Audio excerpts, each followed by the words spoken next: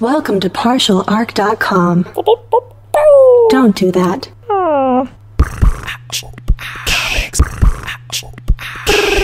I'm here to save the day. I'm here to save the day.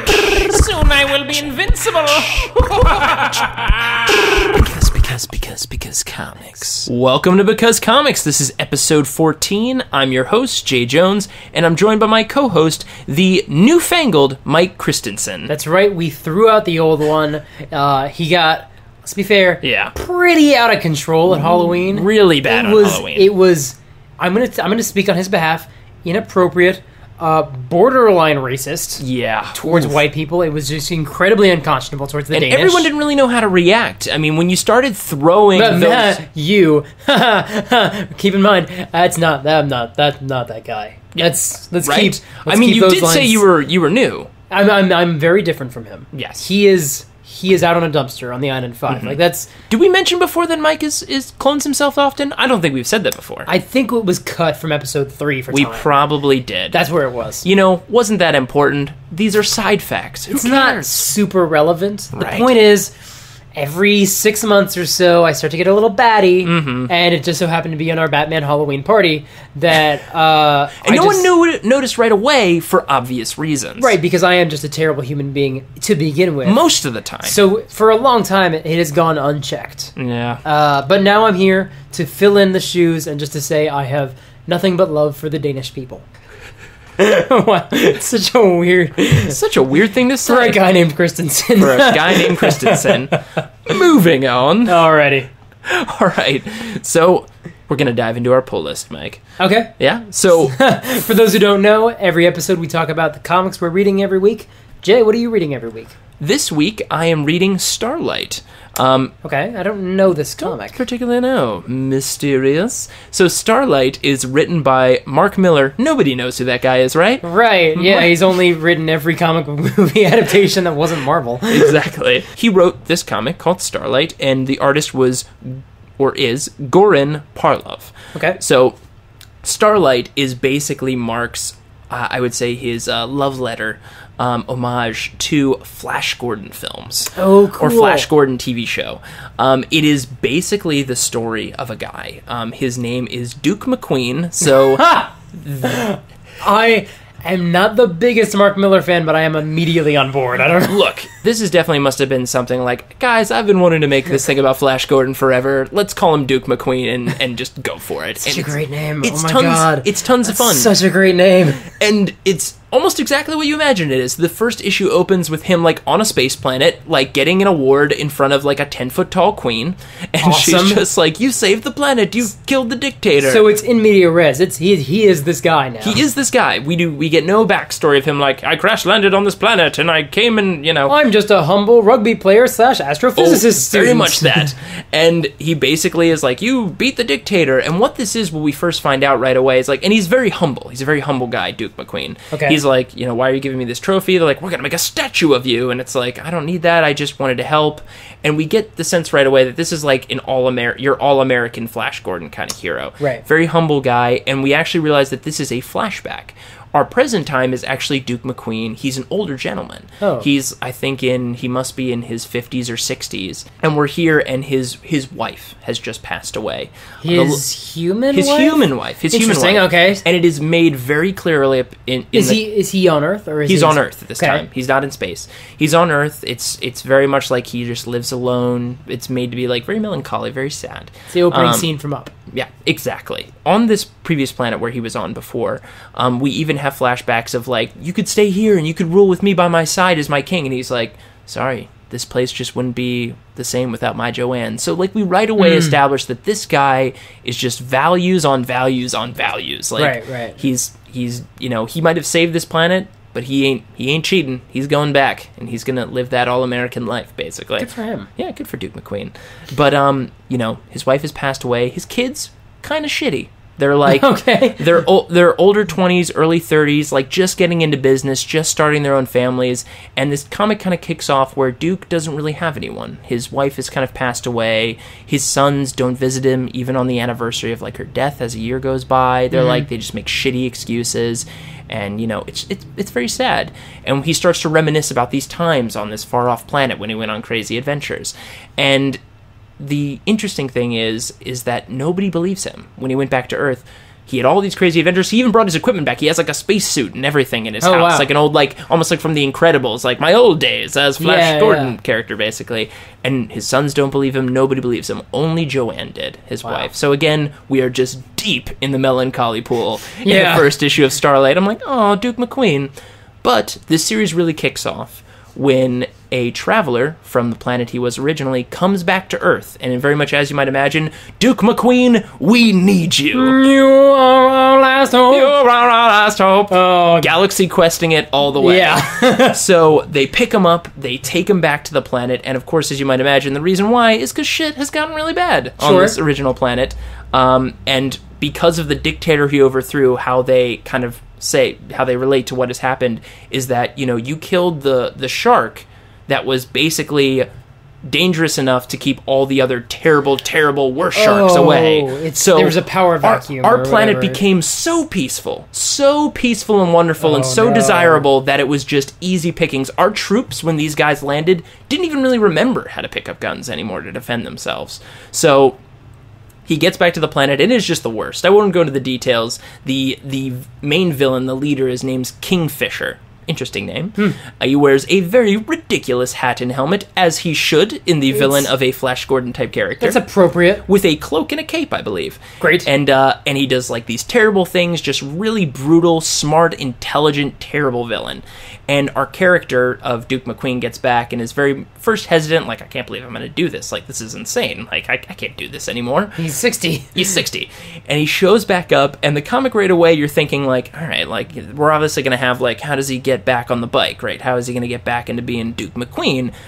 No. Right away, he kicks all kinds of ass. Like, immediately. Like, this is a dude who he lived a humble life, like, back at home, but you know, like, if this guy had any aspiration, he could have just been all of the presidents. Like, this guy has badassery, clout, humbleness just leaking out of him. Please check out Starlight. It's tons of fun and really well written. That sounds really cool, actually. Yeah. I'm definitely going to check that out. All right, Mike, so what's in your poll? My comic is very different. It's called The Wicked and the Divine. Ooh. It's from Image Comics. It's written by Kieron Gillen and drawn by Jamie McKelvie. So this is the team from Young Avengers, from the recent Young Avengers. Now, they've worked together before then. They've done series like, I think Phonogram is what it's called. It was a much more personal story about music and what it means to people and all that stuff. But this comic is sort of the flip side of that, where it's all about the musicians and sort of an art and what does that mean and what does it mean to create art. And oh, by the way, these guys are gods. And I don't mean like metaphorically. They are gods. Every 90-something years, 92 years or something like that, these 12 gods from different pantheons. And are they actual known gods that we know? Baal is one of them. So, like, yeah, you've got... Well, I guess Baal isn't as well known to people who didn't watch Stargate SG-1, but I did. Odin is one of them. Okay. Lucifer is one of them. So they're mixing and matching. Yeah, it's all over the map, and also kind of dicey when you call Lucifer a god. That's an interesting... That is a little weird. But this is the interesting thing. They are reincarnated as mortals. Every 92 years? Every 90-something years. They're like 17-year-olds who wake up as gods, and they will be dead in 2 years. Now, they are the gods, or do they just have that god's power? They have that god's mind. Oh, okay. They have that god. Do they still remember their memories of being the past 17 years? Sure. They're just awakened as, like, I don't even know if they remember... Kid wakes up, oh man, I'm Lucifer. But it's like, you're remembering who you actually are. Right. Or are you? Because there's a huge question are these people charlatans?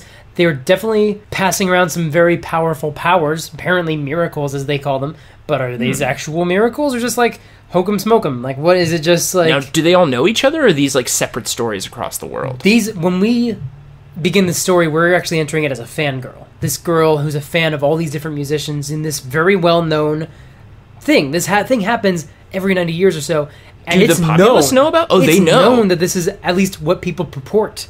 This has been going on for years. Now, the question is, how legitimate is this? A lot of people are saying, not so legitimate. These people are not actual that many gods. years apart is enough of a time where, like, it could have been, like, a story of a story that you heard from, like, your grandpappy. Exactly, just because Leonardo da Vinci and so-and-so, or whoever it is, they haven't really gotten into the older of who are the old incarnations. Exactly, but they've alluded that there definitely has been going on for a while. They're here, they create art, they're loved, they're hated, and they're dead in 2 years. They will all die before they reach the age of 20. And there's there isn't something killing them, it just happens. This is how it will be. Interesting. This is their fates. Now, imagine if they all came together for a Coachella concert. Those tickets would be expensive. That's the thing, is these things sell out like crazy. There's one who, they don't really say her name even. She's got this real aura of mystery around her. And her show is in like a tube station, an abandoned tube station in London. It's all in London, by the way. Oh, so okay. It's an English story. So not all over the world. No. But this is kind of where it's centered. Okay. Is in England. Because that's where the writer is from. He's Why not? British. So they're not going to write about some place in you've got Greece. like the Lucifer character is, interestingly, she's actually modeled after David Bowie in a lot of ways. So it's sorry, David Bowie. No, like in the terms of theatricality, and in okay. terms of like, not like I think David Bowie is the devil. Has the big star on the side of her face? No, she's got like just the sense of theatricality. Cool. Something happens in the first issue, and Lucifer ends up on trial. And really interesting to see Lucifer on trial for anything. That's really fascinating. You could really just throw him on trial just because. And it's even better when the lawyers all wear wigs, because we're in England. Oh, wow. That's what happens. Like, I was just thinking about that, reading it as an American, being like, oh, right, England. England with wigs. This is so great. Where she's saying things like, you crucify someone for or you kill someone, execute someone for miracles. There's an interesting precedent for that. And this was like, come on, Lucifer. Jeez. Jesus Christ. See what I did there? Yeah. I did there? Oh, I did. Little switch I did. But it's really I'm interesting. keeping a scoreboard over here. Of puns? Of puns, yeah. It is pretty big. It's a really interesting comic because it basically makes it super metaphorical about how do we treat our celebrities. Right. Because we tear them down and we build them up and we, put them in really interesting positions of power over our young ones. And they do really interesting, devoted things to the people they worship. They worship these people. You go to this show and it's orgasmic and euphoric, and this is all the things that are very literal with the apparent powers of these performers. Yeah. It's really interesting. It's a really awesome. fascinating read, and we get to see more and more of the pantheon unfolding and kind of the why of it unfolding behind it. It's getting real weird. I'm weird. sure. Man, I love those creators. I can't say enough good things about Young Avengers. So yeah, they did a fantastic run in Young Avengers for Marvel in the last 2-3 years. And those guys have been sticking together kind of off and on for years, and this is them just firing on all cylinders. Well, I gotta check it out. Their stuff is always solid. Yeah, the wicked and the divine. I love it. Awesome. All right. Well, that was a great poll. So now this is rolling us into our main segment. Mike, take it away. Big Hero 6, numbers 1 through 5. So there's a new Disney movie coming out on Friday called Big Hero 6, which looks delightful. Oh, yeah. And it's like so much fun. I want to hug that puffy robot so much. It's just I love the Stay Puffed robot. It's so sweet. Who, by the way, is drunk when he's low on battery. At least in the movie version, it looks like, which is such a funny concept. It really is. But Big Hero 6, it's a team of Japanese superheroes that exists in the Marvel Universe. This is one of the things that happens in Marvel, is we start to see that there's other teams of heroes all over the world. There's a team of heroes in Britain, a team in Canada called Alpha Flight. Captain Britain is from Britain. Captain Britain's from Britain. There's others as well, but Captain Britain is in Britain. You kind of get a sense of them all over. And Big Hero 6 is the Japan team. Now, they've made some changes for the movie. It seems like it takes place in this mishmash city called San Francisco, which is a mash of San Francisco and Tokyo. San Francisco, San Francisco, San Francisco. I think that's right. And they've also made something interesting. They've race-lifted a lot of the cast, so it's not all Japanese. Interesting. Because now we've got one of the characters is black, one of the characters is white, one is Hispanic, I believe, one's Asian, and I think one of the characters is multi-ethnic. I'm not 100% sure about that. But like a Miles Morales? Kind of like Miles Morales or lots of what you see in mishmash cities. Yeah, they gave him a chance to actually do a different kind of diversity, which is like, let's have a very open Diverse cast, a very diverse cast in a way that Disney doesn't always get a chance to do because they're doing a lot of period piece films in very white areas. Right, yeah. So they actually have a chance to like do something fun. Let's just make it up. Yeah. Instead of just setting it in Tokyo or just setting it in San Francisco. But let's give a rundown of the team. Okay. Because this is not the first time these characters have shown up. This is a new series relaunching, just a mini-series with these existing characters. Okay. Hiro Takashiho? I don't know. You asked the question like I'm going to be like, of course. Yes. His name is Hiro, and he's a boy inventor. And he has a robot named Baymax. Now, Baymax, in the comics in the 90s, looked like a dude in a suit and a bowler hat. And then he would turn into a dragon robot monster. A dragon-looking creature. Now, in this miniseries, he looks like a dude in a suit and a bowler hat, and then transforms into a robot, much like the one we see in the movie. Less red and blue, more just sort of like orange and green, white, but he still like transforms. He's sentient, but he's like a protector. He's like a bodyguard almost for Hiro. Then you have Honey Lemon, who's got blonde hair, but she is Japanese. She's flirty and bubbly and very, very blonde. She has a purse that's probably magic, that she can pull literally anything out of. Probably magic purse? I mean, Hiro's really trying to rationalize how this could be anything other than magic. It's not adding up in my head. But it's magic. I mean, it's clearly magic. Look, I love probably magic purses, okay? Then there's Gogo Tamago. She can, she's like the hothead of the team. Okay. And she can like turn super fast and like crash through things, almost like Cannonball from the X-Men. Okay. She's just like this... She's got a lot of kinetic punch. Yes. But she says it by shouting her name, Gogo Tamago, and it's her suit. Her suit actually gives her that power. So she quite literally can't do it without yelling Gogo Tamago. Yeah. That's restrictive, but also fun. Now, a couple characters that were in the 90s team, Silver Samurai and Sunfire, aren't on this team because they're off doing X-Men things or totally being relevant for other things. For things, yeah. We have two new characters we'll meet as the story goes on. One is Wasabi no Ginger, and the other is Fred. Somebody was having fun. The other is... Wasabi no Ginger, and what was the other one? Fred. They put all of those creative juices into Wasabi no Ginger and just couldn't make it to Fred. There's a reason for that. Okay. We'll get to Fred. Okay. So the story opens... the first page reminds us that Japan is the only country to ever experience a nuclear attack. So... Thank God we got that reminder. I know. Just in case you forgot. Just in case we all forgot. Every nation takes measures to protect itself, but Japan has forsworn the use of nuclear weapons. Instead, they have Big Hero 6. That's the opening page. What? Then it opens with Hiro, the boy inventor. He's being woken up by his alarm clock, which is sentient, and it grabs his blanket and pulls it off you, which... It's a damn good alarm clock. It's a damn good alarm clock. It is perhaps the greatest and worst invention anyone can ever come up with. Right. And he's scanning the internet, and he's like, oh, something's going on in New York. There's something in the sky. Oh, that's interesting. And we're seeing that there's a woman who's monitoring his activity.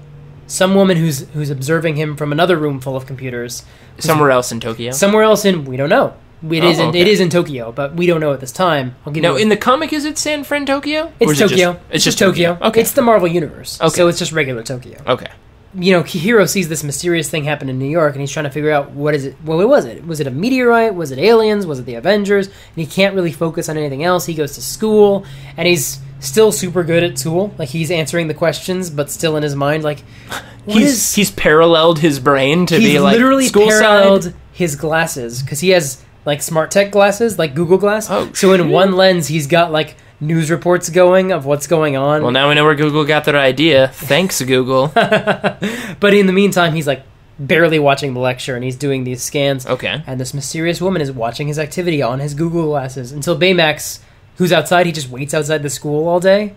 Is like, wait, someone's on this frequency.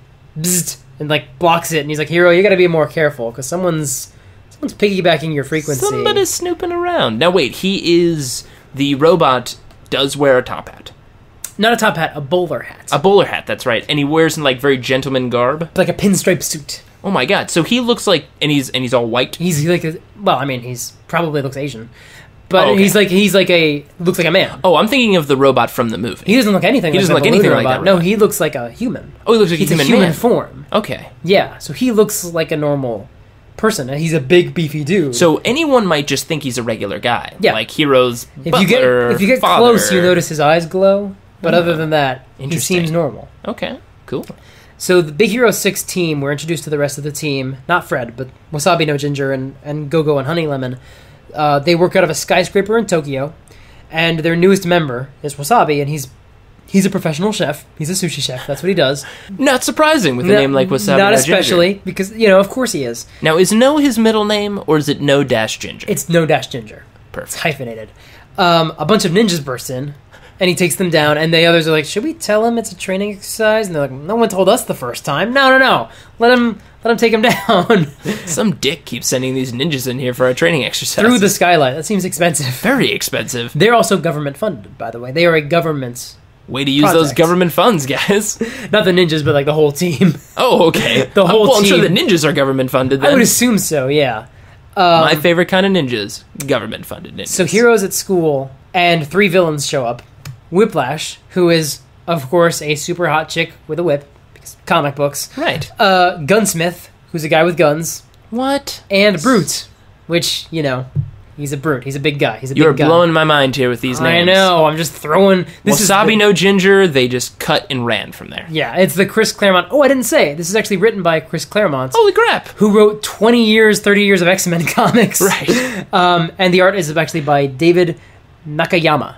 And this came out in 2008. Very This cool. is actually pretty recent. Oh, wow. Very recent. Yeah, this is actually very much the team they built on, and the story they built on. I don't know about the story, but the format they built on for the movie. Because they built this team and not Silver Samurai and Sunfire. Right.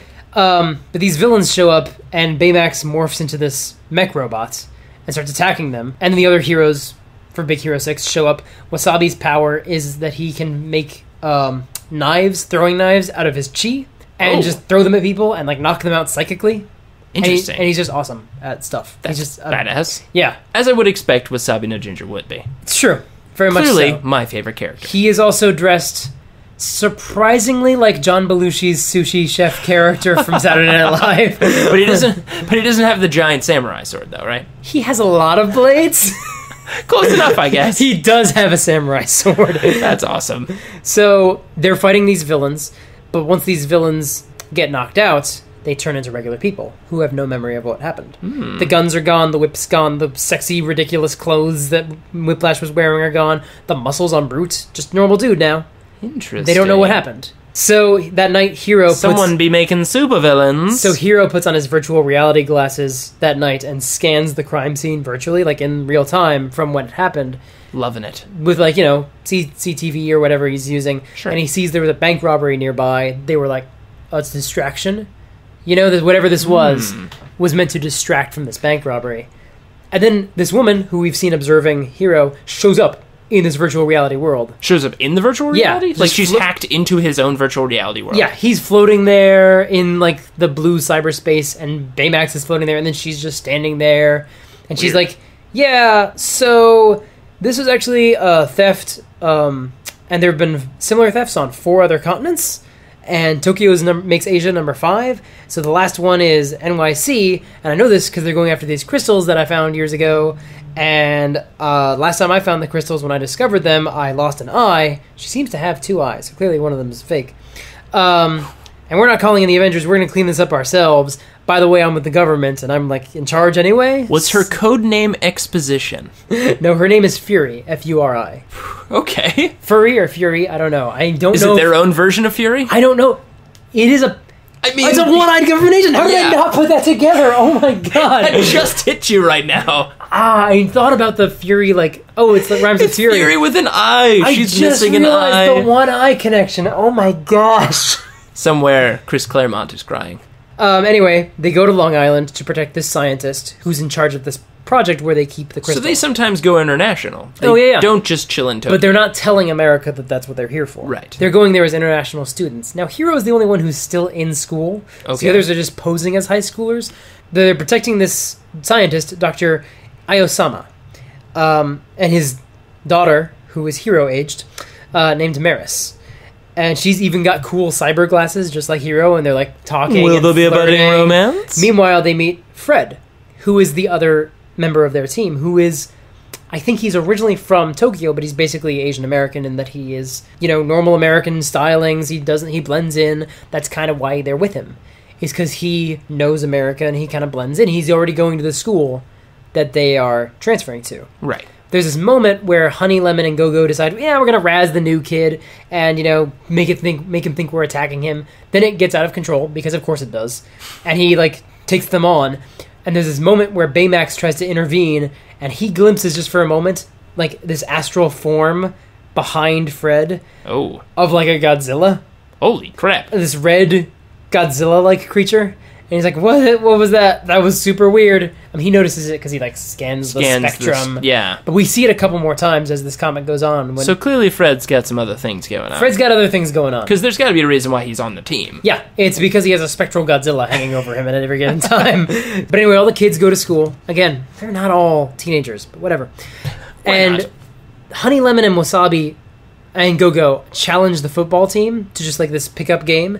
And they learn... And Fred is the student coach. He's like, no, I can't get involved. I have to help the team and not my superhero team, but my football team. I'm so torn, but not really. I have bad priorities. Well, he's like, I kind of got to look out for my football team, guys. I'm the student coach, and here we're keeping our covers.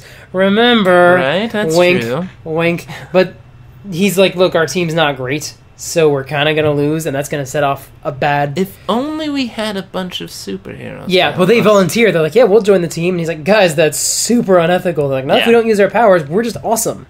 If we join the team as just awesome people... We're just awesome. If we join the team as awesome people and we just... make them win a game, we can get a chain of winning going. They will actually be able to win boost more morale. games. All you need to win is the first game. That's how it works, right, guys? Yeah, that's how sports work. All you people out there who follow sports, Yeah. I have no reason to assume otherwise. Me too. Meanwhile, there's this mysterious woman watching the team, and this person, she actually says they will be pawns in her plan. Anyway, we go to the game, and of course, Go-Go and Wasabi are the best because they already were. Right. And They're still awesome. And Honey Lemon's a cheerleader because of course she is. Why not? She's super cheerleadery. During halftime, she goes into the locker room and something ambushes her. These weird energy whips wrap around her arms and legs, and suddenly she turns evil. Her eyes turn red. She turns evil. And she calls Baymax and leaves a voicemail. For whatever reason, he didn't answer. And she's like, yeah... Now, is her new name Bitter Lime? No. Missed opportunity. It's Lemonade. Is it really? No, it's not. Oh, okay. She calls Baymax. She's like, I'm not feeling well. I'm going to head back to the house. But then there's this report of this break-in at the island where Maris's father, the scientist they're protecting, works. And Big Hero 6 rallies. They're like, we got to go to that island and protect her father. The place we probably should be. And Maris is like, they're with Maris. And they're keeping their covers. And Fury is with... God, how did I not realize it? How did you not get that? Fury is with the Doctor, too. But she's gone silent. There's no more word from her at this facility. And they're like, well, we gotta go. And Maris is like, I'm coming too, to help make sure my dad's okay. Yeah. And Hero's like, no, you need to stay here. And Baymax is like, sure, here's a stealth suit for you. And Hero's like, dude, not cool. Recruitment in comic books happens pretty quick. Yep. There isn't a very long process. He's like, no, I made one for you too, Hero. It's okay. You both got combat suits. He's like, this isn't really what I meant. That's not...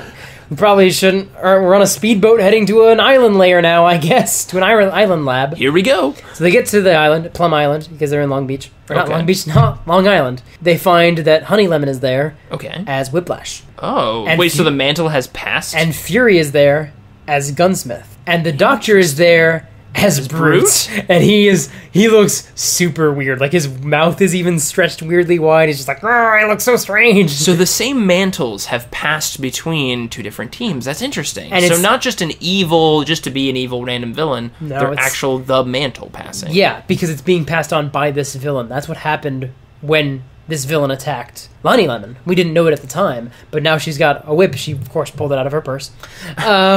She pulls a chain out of her purse. Makes sense. And and then Fury shoots a whole bunch of guns into Baymax, and whoa.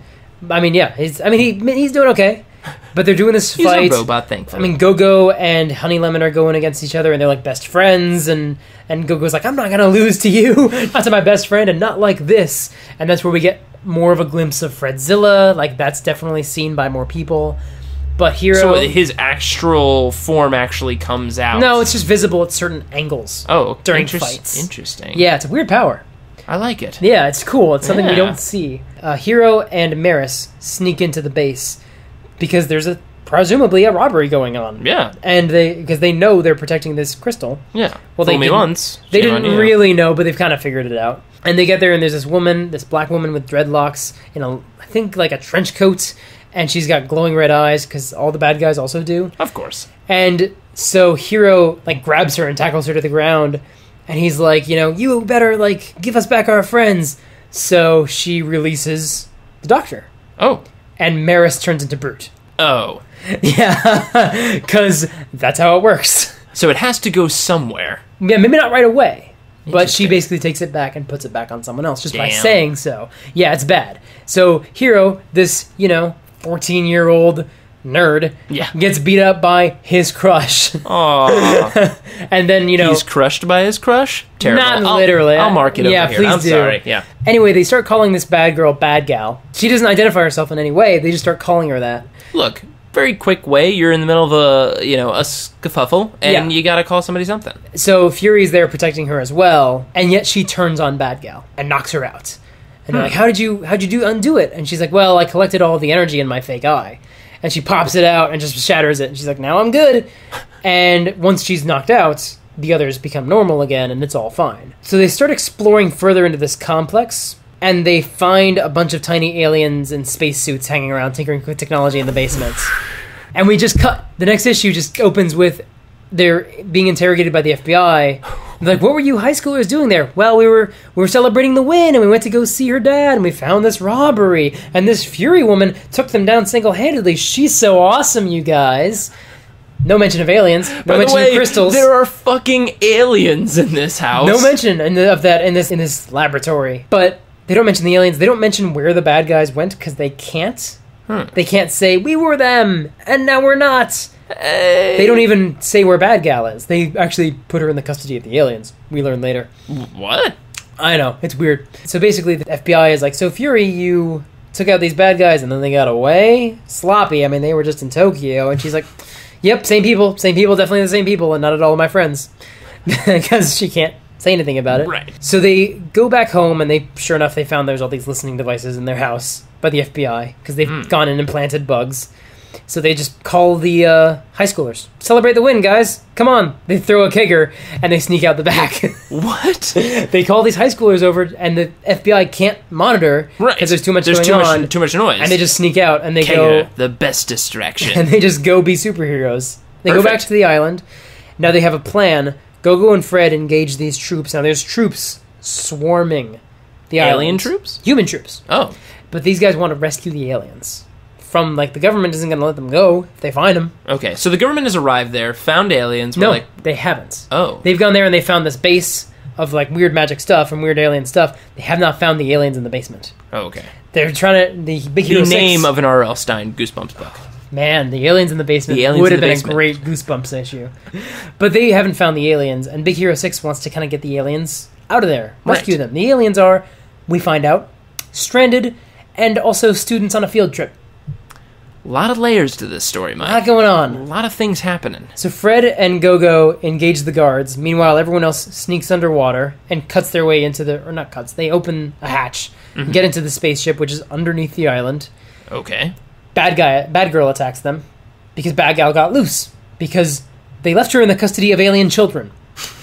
I don't know what their plan was. So Bad Gal attacks, and then Honey Lemon takes her down solo, and it's great.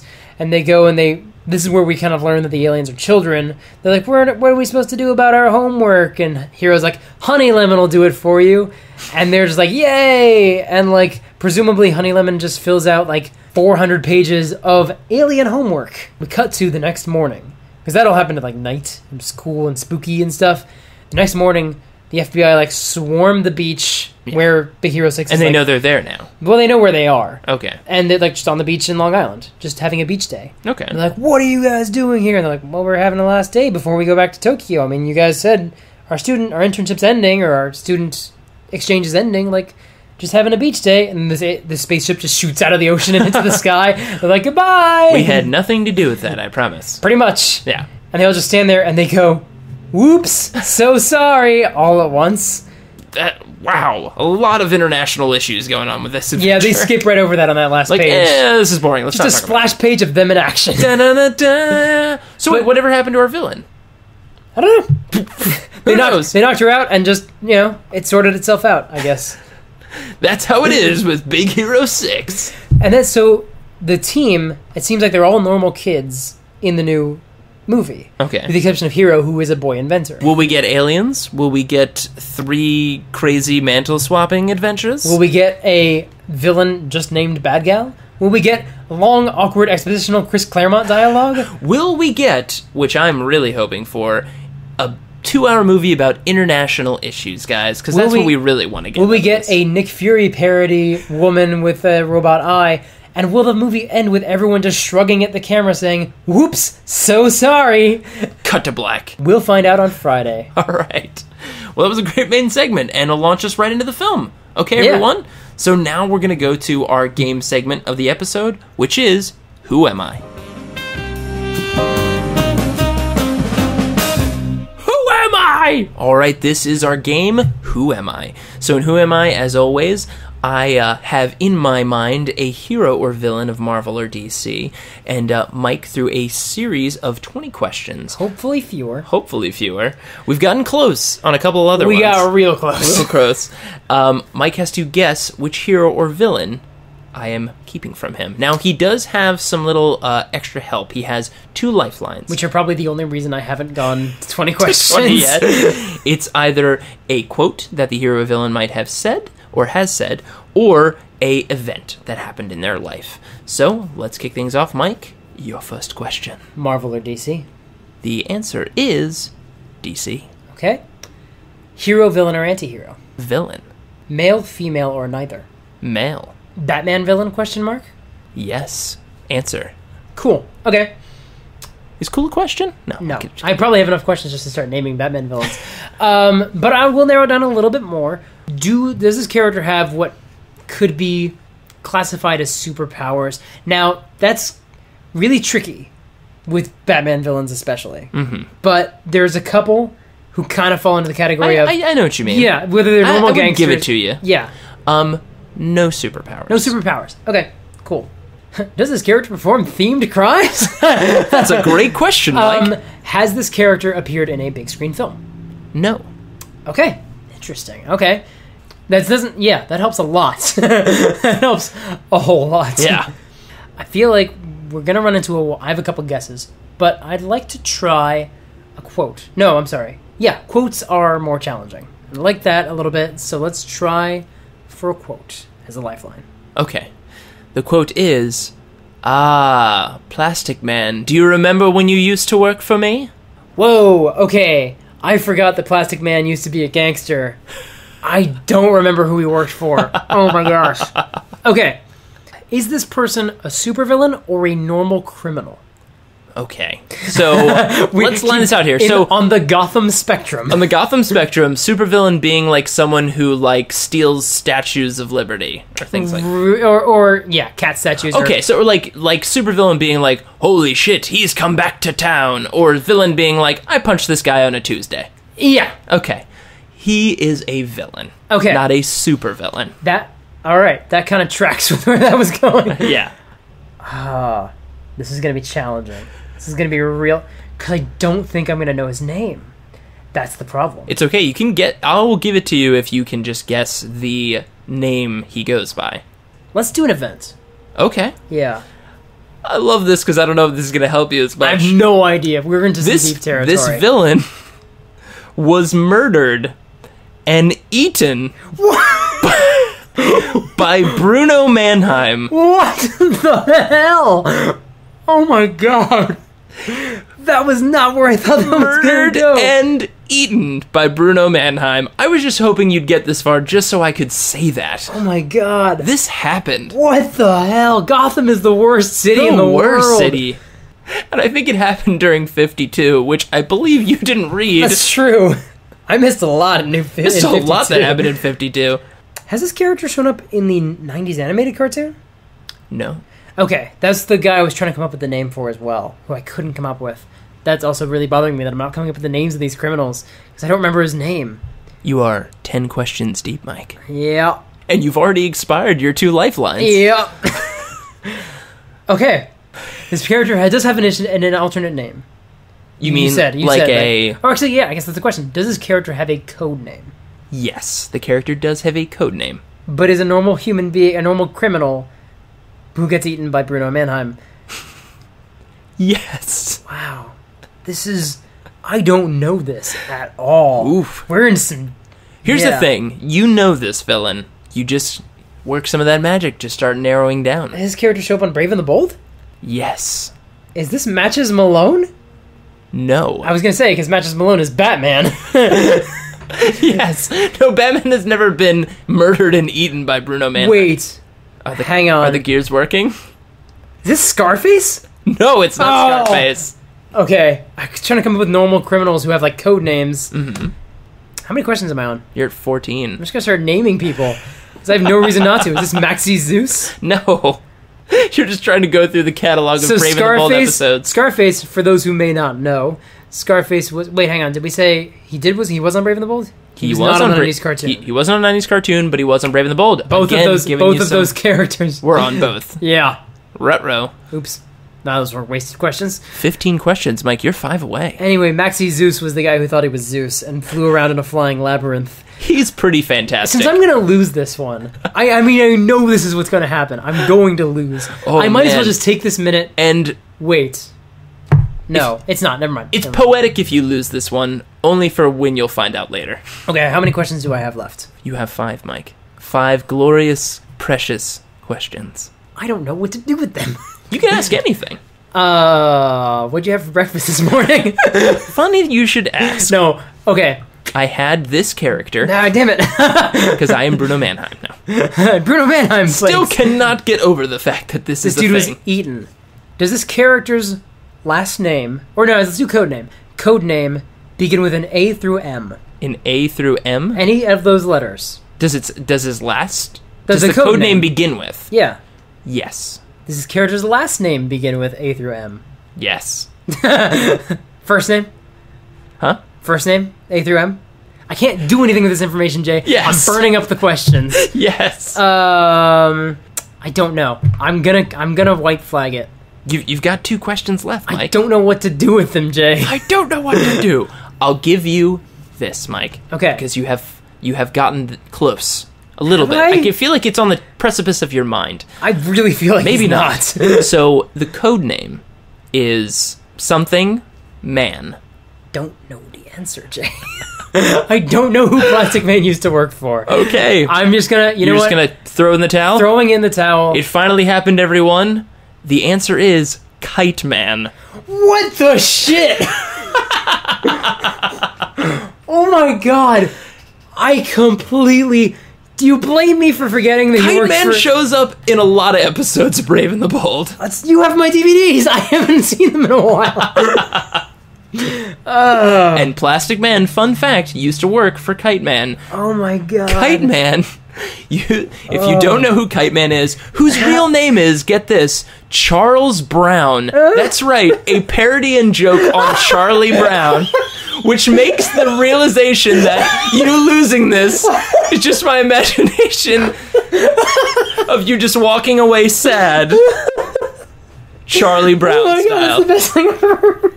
It's very poetic. Oh my god, that was amazing. So, Kite Man, also known as Charles Brown, also eaten, killed. What? He refused to join up with, the story is he refused, I guess, at some point, to join up with Bruno Mannheim. Bruno Mannheim's response to this was to murder him and then eat him. So, the DC Universe can get pretty dark, guys, even for guys who use crimes based around kites. I mean, that's the premise of the DC Universe, is let's take everything that used to be fun and slowly eat it and kill it. Slowly eat it and kill it. That's kind of their approach. Guys, this was a very interesting ending to our episode. Wow. Well, guys, Charles Brown. Charles Brown. All right, well, that was episode 14 of Because Comics. We'll be posting a new episode every other week. If you'd like to download more episodes or check out other similar podcasts like Roll to C's and Blockbuster Punch-Up, head over to partialarc.com. That's ARC with a C. Of course, you can email us any questions at becausecomics@gmail.com or follow us on Twitter at partialarc. And, of course, you can be sure to check out more content from our comic boy wonder, Mike Christensen, at supergeekmike.com and on his Twitter handle, at supergeekmike. Thanks for listening, and remember... The Lannisters always pay their debts. They do, whether it's murder or murder. It's often murder. It's gold or murder. Yeah. And the gold often buys murder. Because comics.